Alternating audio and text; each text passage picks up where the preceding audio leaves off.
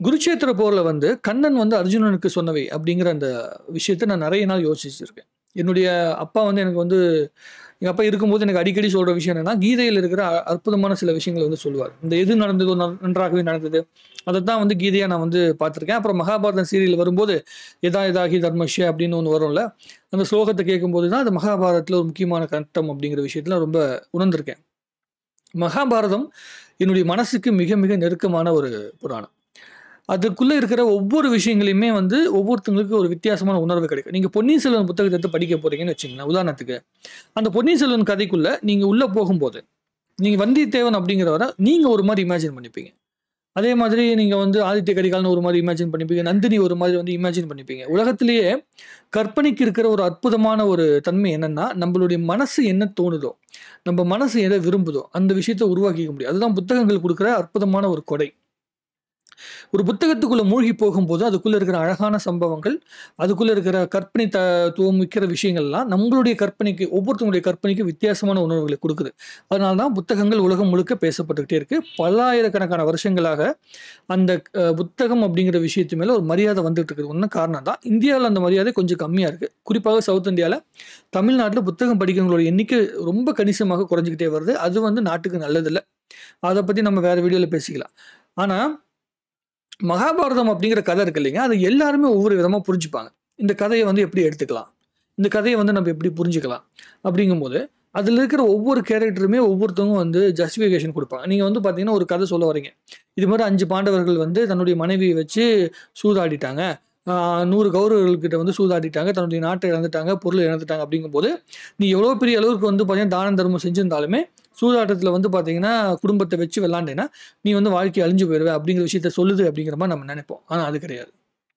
நீங்க இத வந்து சொல்றீங்க ஒரு ஆளுகிட்டன்னா, அவங்க இன்னொரு கருத்த சொல்லுவாங்க. மகாபாரதம் வந்து ஒரு அற்புதமான ஒரு டிஸ்கஷன பல ஆயிரக்கணக்கான வருஷங்களாக உருவாக்கியிருக்குது. அதுதான் இங்க ரொம்ப முக்கியமான விஷயமா நான் கருதுறேன்.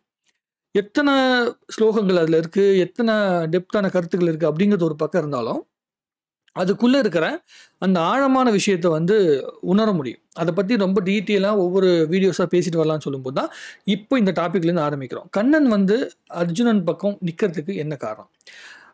அத விட மிக முக்கியமா, கண்ணன் வந்து அர்ஜுனனுக்கு என்ன சொன்னார்? அப்டின்னா, இந்த யுகம் முடிய போது. குருட்சேத்திர போர் முடிஞ்ச உடனே 36 வருஷத்துல சம்திங் வந்து நம்முடைய கண்ணன் அவர்களே இறந்துடுறார். கிருஷ்ணரே இறந்து போயிடுறார். ஏன்னா, அப்ப அவங்க எல்லாம் வந்து மனித அவதாரமா இருந்தாங்க அப்படிங்கிறது தான் இந்த இதிகாசம் சொல்லுது. கல்கி திரைப்படமே அத நோக்கி தான் நகர்ந்து போகுது. ஸோ, நம்ம என்ன சொல்ல வராங்கன்னா, இந்த யுகம் கடந்த பிறகு, அதற்கு அடுத்து வரப்போகிற கலி யுகத்துல எல்லா கெட்டதுகளுமே நடக்கும். நீங்க இவங்க அது என்னது யுகம்னு சொல்லுவாங்கன்னு எனக்கு கரெக்ட்டா யுகத்து பேர் டக்குன்னு ஞாபகம் இல்ல. திரேதா யுகமோ ஏதோ சம்திங் சொல்லுவாங்க. அந்த யுகத்துல நல்லது, கெட்டது அப்படின்னு 2 விஷயம் பிரிஞ்சிருக்கு. அத எல்லாரும் உணர முடிஞ்சுது. ஆனா கலியுகத்துல அப்படி உணரவே முடியாது. கலியுகத்துல நல்லவனும், கெட்டவனும் ஒரே மாரியே இருப்பான். கெட்டது தான் மேலோங்கி இருக்கும். நல்லது வந்து கம்மியா தான் இருக்கும். நீங்க நல்லா நோட் பண்ணி பாருங்க. இப்ப நம்ம உலகத்துல கலியுகத்துல வாழ்ந்துட்டு இருக்கிறோம். எந்த இடத்துல வந்து நல்லது அதிகமா இருக்கு? ஒரு நல்லவன கை காட்டி சொன்னீங்கன்னா, அவன் பொழைக்க தெரியாதவன்பான். இளிச்சு வாயன்பான். ஸோ, ஏன் வந்து கலியுகத்தில வந்து கெட்டது மேலோங்கி இருக்கு அப்படிங்கிறத நம்ம புரிஞ்சுக்க முடியுது. ஏன்னா, பணம் அப்படிங்கிற ஒரே ஒரு தாட் ப்ராசஸ நோக்கி மட்டுமே இந்த உலகம் நகருது. அது தப்புன்னு சொல்ல வரல. இந்த உலகம் அத நோக்கி தான் நகருது. அதத்தான் வந்து இதிகாசங்கள் சொல்லுது. ஸோ, பணம், புகழ், பெயர், அதுக்கப்புறமேட்டு குறிப்பாக சொல்லணும்னா கெட்டது அப்படிங்கிற இந்த 4 விஷயங்கள் மிகப்பெரிய அளவுக்கு வந்து எல்லாத்தையும் ஆதிக்கம் செலுத்திட்டு இருக்க நேரத்தில, கண்டிப்பா தர்மங்கள் பல இடத்துல வந்து நிலை நின்று நிக்காது. தர்மத்த வந்து காப்பாத்துற எல்லாத்தையுமே ரொம்ப சாதாரணமான மனிதர்களாக உலகம் பார்க்கக்கூடிய நிலைமை வரும் அப்படிங்கிறத வந்து ஆல்ரெடி சொல்லிட்டு போயிருக்காங்க. ஸோ, அந்த வரப்போகின்ற கலியுகத்துல இருக்கிற மக்கள் அனைவருமே உணரணும் அப்படிங்கிறதுக்காக தான் அர்ஜுனனுக்கு கிருஷ்ணர் வந்து அந்த கீதா உபச்சாரம் கீதா உபச்சாரம் சொல்றார்ல, அத வந்து செய்றார். போதிக்கிறார். நம்முடைய அடுத்து வரப்போகின்ற கலியுகத்தில் இருக்கிற ஒவ்வொருத்தங்களும் உணர வேண்டிய அந்த கஷ்டங்கள, எப்படி வந்து நம்ப இப்ப வாழ்க்கையில வந்து என்னதான் நமக்கு வந்து பேரு, புகழ் இருந்தாலும், இல்ல வந்து பணம் சம்பாரிச்சு நமக்கு குடும்பம், குட்டின்னு எல்லாமே வந்துட்டா கூட, திரும்ப திரும்ப நமக்கு ஏதோ ஒரு வெறுமை வாழ்க்கையில வந்துகிட்டே இருக்குல்ல. இத செய்யலாமா? வேணாமா? அப்படிங்கிற கன்ஃப்யூஷன் நம்மளுடைய லைஃப்ல வந்துட்டே இருக்குல்ல. அந்த மாதிரியான ஒரு கன்ஃப்யூஷன்ல இருந்தவன் தான் அர்ஜுனன். ஏன்னா நம்ம என்ன பண்ணுவோம், நம்ம வந்து இப்போ குடும்பம் அப்படிங்கிற அந்த சூழ்நிலைக்குள்ள வந்து மாட்டியிருக்கோம். அந்த குடும்ப சூழ்நிலைக்குள்ள மாட்டிக்கிட்டு, நம்ம வந்து நம்மளுடைய ஃபேமிலிய எதிர்க்க முடியாது. நமக்கு பிடிச்சவங்கள எதிர்க்க முடியாது. நமக்கு தெரிஞ்சவங்கள எதிர்க்க முடியாது. அவங்கள திட்ட முடியாது. ஸோ, நம்மளே இவ்வளோ கஷ்டத்தில் இருக்கனா, தனக்கு சொல்லிக் கொடுத்த குரு பாடம் சொல்லிக் கொடுத்த குரு, தன்னோட கூட வந்து சின்ன வயசுல விளையாண்டுட்டு இருந்த தன்னுடைய சகோதரன், பங்காளி இவங்க எல்லாத்தையுமே எதிர்த்து நிற்க வேண்டிய கட்டாயத்துக்கு நம்முடைய அர்ஜுனன் வந்து சேர்றான். ஸோ இப்போ அர்ஜுனனுக்கு என்ன பண்ணணும்? தன்னுடைய சொந்தக்காரங்களே, தன்னுடைய நண்பர்களை, தன்னுடைய குருவையே எதிர்க்கக்கூடிய நிலைமை வந்து வாழ்க்கையில் வந்துருச்சு அப்படின்னு அவன் உடைஞ்சு போய் நிற்கிறான். எப்படி இந்த கலியுகத்தில் இருக்கிற மக்கள் எல்லாம் உடைஞ்சு போய் உட்காந்துருக்கமோ, நம்ம யாரையுமே எதிர்க்க முடியாமல் உடைஞ்சு போய் உட்காந்துருக்கமோ, அதே சூழ்நிலைக்குள்ள அர்ஜுனன் உட்காந்துருக்கான். அப்போ அந்த அர்ஜுனனுக்கு ஒரு அட்வைஸ் பண்ணி ஆகணும். அப்போ அந்த அர்ஜுனுக்கு சொல்கிற அட்வைஸு அவனுக்கு மட்டும் பயன்படாது, இந்த உலகத்திற்கே, ஒட்டுமொத்த உலகத்துக்கே பயன்படும். நீங்கள் உங்களோட மனசுக்குள்ளே ஆன்மா அப்படிங்கிற ஒரு விஷயம் இருக்குது அப்படின்னு நீங்கள் உணர்றீங்கன்னா, ஆன்மான்னு சொன்னால் கூட சில பேர் என்னென்னா வந்து அந்த யோகா கீகான்னு சொல்லிட்டு கடவுள் நம்பிக்கைன்னு பேசுவீங்க. ரொம்ப சிம்பிளாக ஒரு விஷயம் சொல்கிறேன். உங்களுடைய மனசுன்னு உங்களுக்கு ஒன்று இருக்குல்ல, மனசாட்சின்னு ஒன்று இருக்கிறது நீங்கள் உணர்ந்துருக்கீங்கல்ல, அந்த மனசாட்சி தான் ஆன்மா. நீங்கள் ஒரு நல்ல விஷயத்தை செய்யும்போது உங்களுடைய மனசுக்கு சந்தோஷமாக இருக்குல்ல, அதுதான் ஆன்மா சுத்தமாக இருக்குன்னு அர்த்தம். நீங்கள் ஒரு கெட்ட விஷயத்தை பற்றி யோசிக்கும் போது உங்கள் மனசுக்கு வந்து ஒரு குற்ற உணர்ச்சி வருதில்ல, அப்போ உங்கள் ஆன்மா வந்து சலனப்படுதுன்னு அர்த்தம். இவ்வளோதான் விஷயமே. இதைத்தான் வந்து கடவுள் அப்படிங்கிற பேரில், ஆன்மாங்கிற பேரில், யோகா அப்படிங்கிற பேரில், தியானம் அப்படிங்கிற பேரில் அவங்க சொல்லிக் கொடுக்குறாங்க. அவ்வளோதான் வித்தியாசம்.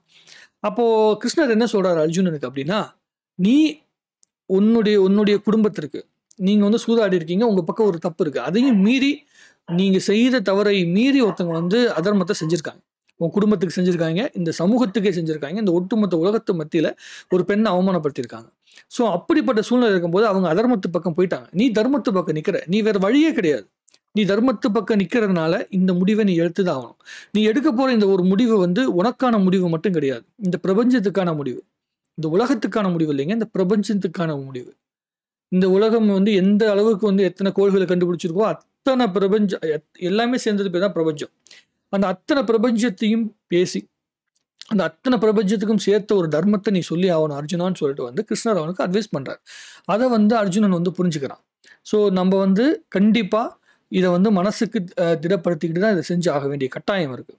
எப்படி வந்து கிருஷ்ணர் வந்து கர்ணன் அப்படிங்கிற ஒரு மனிதனை வந்து தோற்கடிக்கிறதுக்காக அவன் அதர்மத்து பக்கம் நின்னா அப்படிங்கிற காரணத்தினால அவன் நல்லவனாகவே இருந்தாலும் வல்லவனாகவே இருந்தாலும் அவனை வந்து சூழ்ச்சி பண்ணி வந்து கொள்ள வேண்டிய கட்டாயம் வருது. அது காலத்தோட கட்டாயம். நம்ம நிறைய பேர் சொல்லுவோம்ல, காலத்தின் கட்டாயம். அதான் காலத்தின் கட்டாயம்.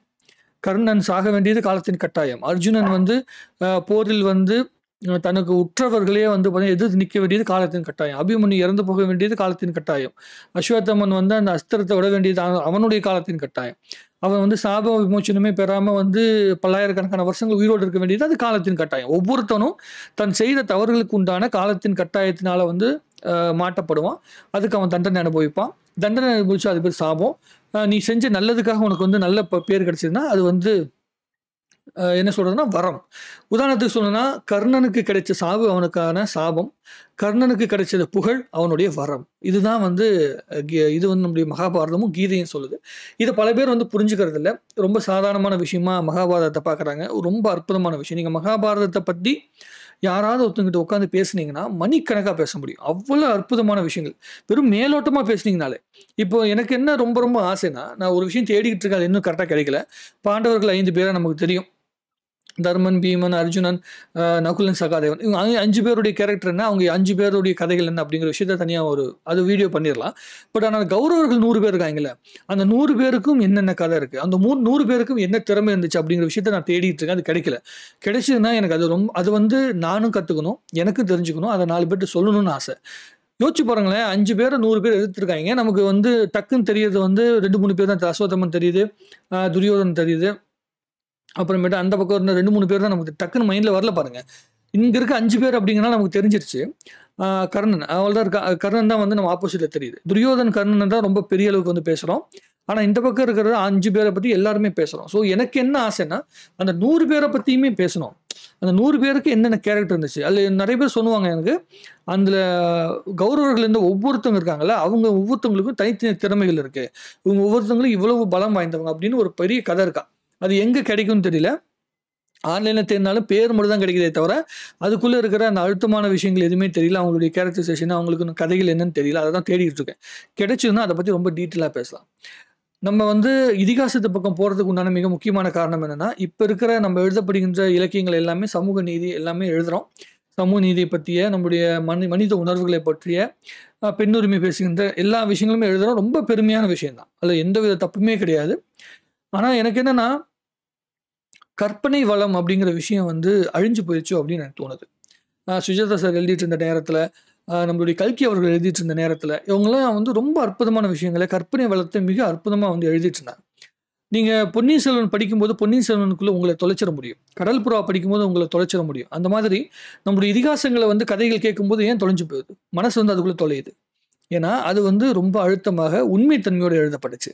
அதாவது எழுத்து அப்படிங்கிறது வந்து உண்மை தன்மையோட எழுதப்பட்டுச்சு. அதனால அது நம்மளுடைய மனசுக்கு நெருக்கமா நிக்குது. பலாயிரம் வருஷமாக ஒரு ஒரு புராணம் வந்து செவி வழியா கொண்டு வரப்பட்டு, அதுக்கப்புறமேட்டு அ கல்வெட்டுல எழுதப்பட்டு, அதுக்கப்புறமேட்டு மக்கள் மத்தியில வந்து சேர்ந்திருக்குன்னா, அப்ப எவ்வளவு காலங்கள் அது செவி வழியாக கடத்தப்பட்டிருக்கும்? எவ்வளவு உண்மைத்தன்மையோட அந்த கதைகள் இருந்தா, செவி வழியா இத்தன வருஷங்கள் கடந்து வந்திருக்கும் அப்படிங்கிறத நம்ம யோசிச்சு பார்க்கணும். ஸோ மகாபாரதத்த பத்தி பேசுவதற்காக நெறைய லிஸ்ட் போட்டு வச்சிருக்கோம். அதையும் பேசுவோம். ராமாயணத்துடைய கிளை கதைகளையும் வந்து தேடிட்டு இருக்கோம். ஸோ அதனால இதிகாசங்கள பத்தி கற்பனை வளத்த அதிகப்படுத்துகின்ற, அ அதே மாதிரி மனசுக்கு நெருக்கமான பல கதைகள கொண்டு வந்து உங்ககிட்ட சேர்த்தணும்னு ஆசைப்படுறேன். அத நான் பேசணும்னு ஆசைப்படுறேன். உங்களுக்கு எத பத்தி பேசணும்னு சொல்லி ஆசை இருக்கோ, அத தாராளமாக நீங்க வந்து கமெண்ட் எழுதுங்க. இன்னும் நெறைய பேசுவோம். வாழ்க தமிழ்நாடு! வளர்க தமிழ் மக்கள்!